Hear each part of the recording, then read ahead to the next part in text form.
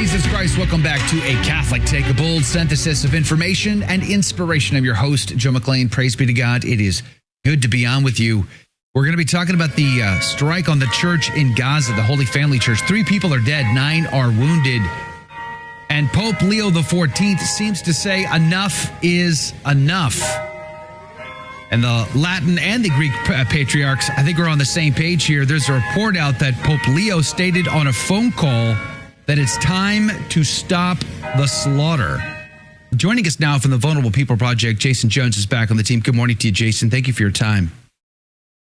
Good morning, Joe. Great to see you. It doesn't stop. It's like we just had you on. We were talking about the attack on the Christian village. The patriarchs stood there, unified. It brought unity. The patriarchs were there unified, and some are saying that the attack on the Gaza church is retaliation for that. What say you? Yeah, I think that makes sense. You know, in the United States, we've been really the target for decades now of really aggressive propaganda from the state of Israel.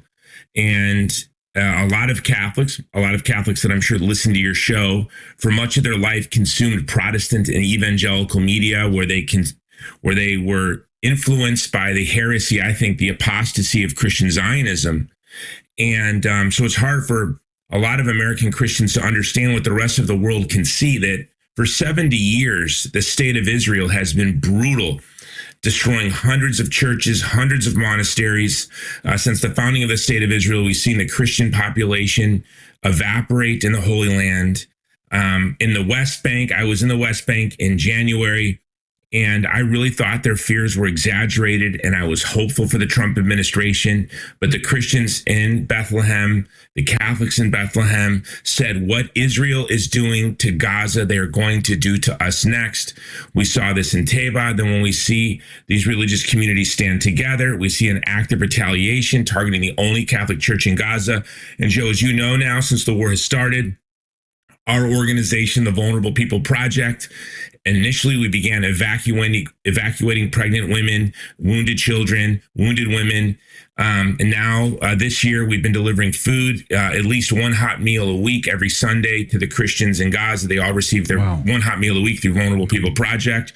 We distribute thousands of meals every week to orphans in Gaza. There are 18,000 children in Gaza that don't have a living relative. And so it's hard for a lot of Americans to understand that this is brutal, it's intentional, and it's an act of ethnic cleansing.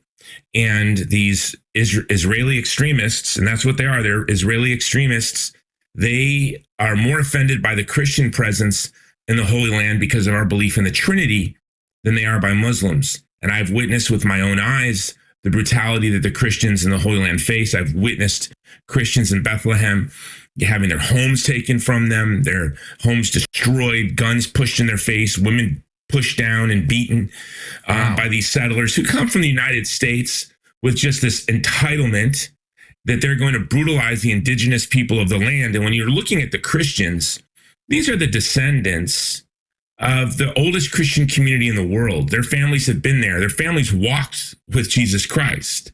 They're the descendants of those who were in the upper room. And then these settlers coming from the United States and from Ukraine and from Russia, they show up and they brutalize our co-religionists. And so many people, and I'll be blunt, many people that are listening to the show right now have been cheering on the brutalization of our fellow Catholics. Ambassador Huckabee to Israel just this week mocked the Irish because Ireland has had enough, as Italy has had enough, and they're placing sanctions.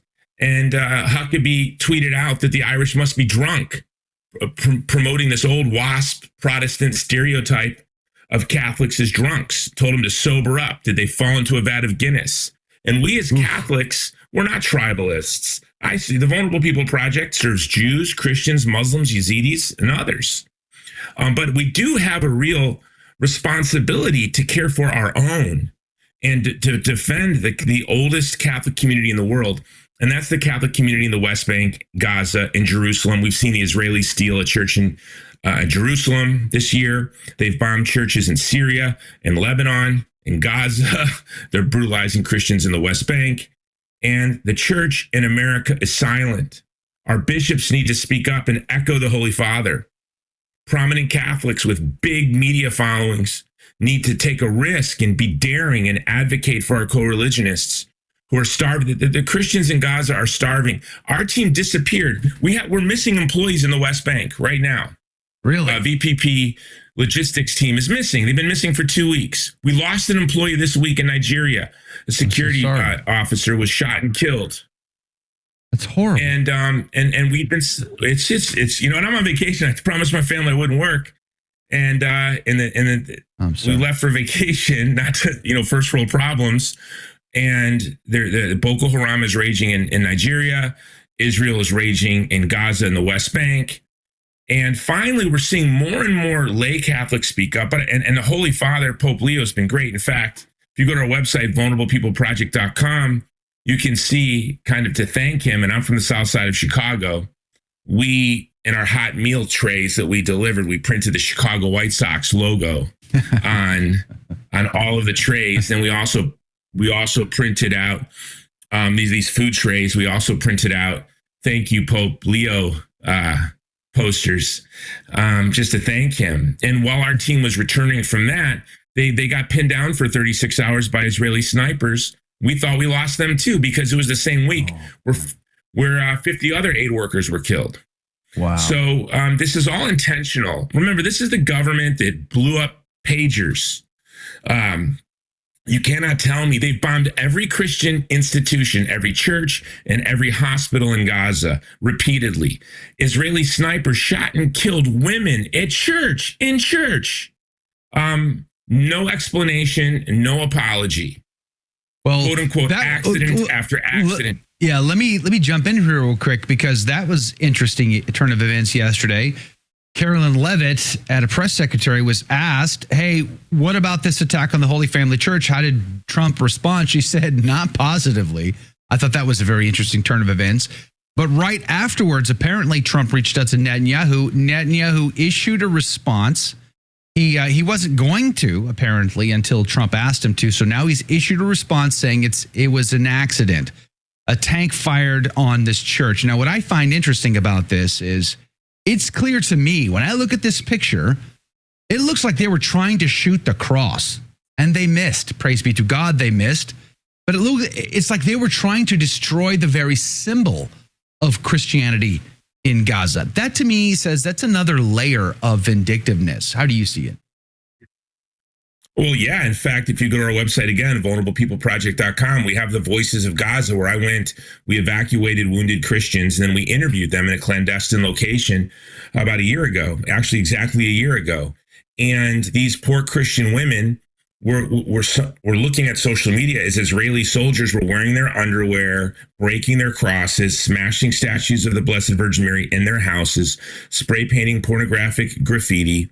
And then there's so many quote unquote Catholic influencers and even Catholic writers for some mainstream kind of right-wing publications that they'll apologize for every crime. Pay attention to who's doing this.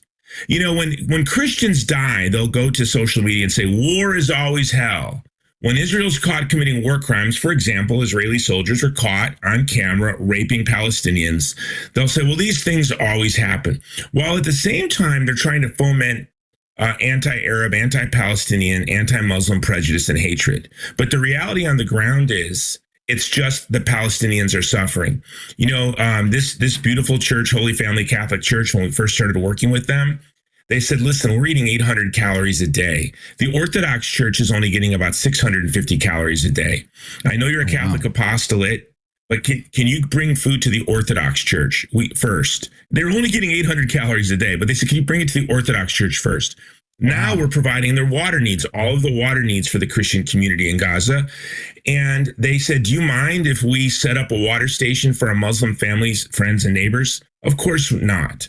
When a friend of mine's sister dropped from heat stroke as she was walking in the quote unquote safe zone, it was Muslim Palestinian men that rescued to try to save this Christian woman, but then were shot at by Israeli snipers. And my friend's 18-year-old sister, she was given permission to walk out and leave, and she was going to be attending university in the United States and joining her brother at Catholic University of America. It was Muslim Palestinian men trying to save her, and it was Israeli snipers shooting at the men that tried to save her. And but the reality is, it's one community. They want to be seen as one community, and none of them voted for Hamas. Only 6% of the people living in Gaza voted for Hamas. 50% of the population is under 18, and more than that wasn't voting age the last time there was an election. We now know that Israel and the United States supported Hamas, was encouraging the funding of Hamas because they didn't want a two-state solution and they didn't want the secular PA to win. So this is what we get. And who's suffering? The people of Gaza. And we have Americans who are drunk on the heresy of Christian Zionism. What's allowing all of this to happen is a brutal ethno-nationalist, repulsive ideology, Zionism, that foments racism and hatred. How many times have we heard evangelicals say things like the Palestinian people are the reincarnation of the Amalekites, that they have to be eradicated for there to be peace? This is not how Christians talk. And the Palestinian community, has been indigenous for centuries, and many of those people go back to the time of Christ. Yeah, it's something. I have friends that are, from the Middle East, and I remember them telling me the first time that years ago, they were like, Joe, you got to talk to the locals. They'll tell you a story different than what you're reading in the headlines. And it's so true. You talk to the people on the ground, you get a story you're never going to hear anywhere else. And that's why this is shocking to so many. Before we run out of time, though, I got to say, Jason, I am very much inspired by the fact that despite the difficulty, despite the horrible nature of war on their doorstep, I'm seeing unity between the East and the West in this. I think that's a great thing. Both Cardinal Pizzaballa and his Beatitude Theophilos are together, united as one. They went into Gaza today as one to bring aid, to bring awareness, and the rest. This is a good thing for the church. Don't you agree? I do. And Pope Leo has inspired me with how relentless he has been, with his comments. But who has the power to stop this ethnic cleansing and genocide? It's us as American citizens, because we are allowing this to happen. And now every member of Trump's cabinet. Do you think Trump's doing enough? No. He's lost me. He's lost me. He lost me on this. He's lost me on Ukraine. And you campaigned for 50 days to what? War with Russia? I did campaign for him, and I campaigned for him in the Middle Eastern Christian community. And I promised them that we would see a ceasefire in Gaza. In fact, I was called by someone in the Trump campaign, said, we know what you're doing for the Palestinians. Keep it up. And I went to Pennsylvania and I campaigned with the Middle Eastern Christians. And I said, we will get a ceasefire. We were promised a ceasefire. Would things have been better with Kamala? No.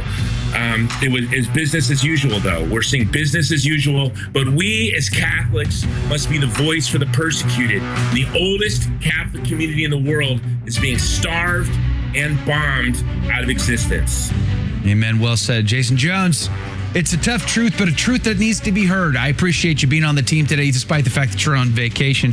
But be assured we'll be praying for your team. VulnerablePeopleProject.com. VulnerablePeopleProject.com. Check them out. Put a link to them in the show notes.